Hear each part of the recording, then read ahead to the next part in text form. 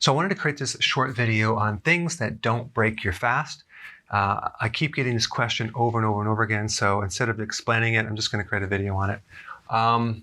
What you have to realize is the ideal scene is to only drink water when you're fasting, but really it's all about insulin. It's about keeping insulin low. So if you were to consume something that kept insulin low, it really is not going to interfere with the benefits of fasting, okay? Realize that carbs and protein stimulate insulin, so especially carbs, and that would include collagen, okay, protein powder. There's carbs in milk, for example. There's lactose, milk sugar. There's also protein powder like whey protein. That has a real big effect on insulin. Now, there's a certain type of carbohydrate that doesn't affect insulin, and that would be fiber, okay? So fiber is not going to increase insulin. So let's say, for example, you're eating celery or a little bit of a green salad. Well, the carbohydrate in that is so low because it's mostly fiber, it's not going to have that much effect on insulin. So you're not going to have to worry about it too much. And the other interesting thing is fat. Fat has the least effect on insulin, okay? I'm talking MCT oil, butter, coconut oil, whole cream.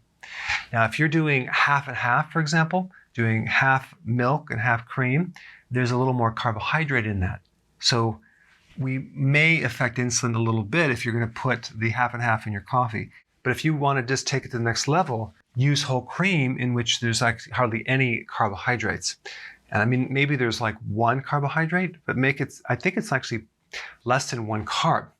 And of course, butter has less carbohydrates than whole cream. So butter is just pure fat. So you can actually maybe put that in your coffee.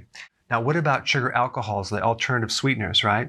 Well, you have xylitol, which does affect insulin a little bit. So just take a little bit if you want to take it. It's low on the scale, but just take a little bit in your coffee if you want to do that. Erythritol is like zero effect on insulin. Maltitol is really bad. Don't even use that. That's like, I think it's 58 on the glycemic index. And then you also have things like stevia, monk fruit, which don't have any effect on insulin at all. So those are fine. So you can do sugar alcohols, certain ones. Tea is fine, coffee is fine, but of course, if you're drinking a lot of coffee, that could be a problem because it could start to stimulate cortisol, which could then increase insulin. And by the way, stress does raise insulin to some degree. So that's nothing that you're eating, but just realize that stress can spike insulin a little bit if it's too high. And then we have supplements. Supplements will not increase insulin, so don't worry about that.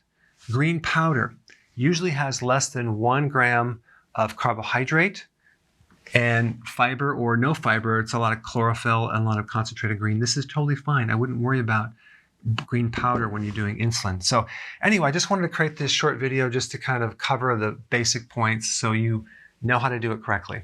Thanks for watching. So if you're enjoying this content, go ahead and share it with someone that could really benefit from it.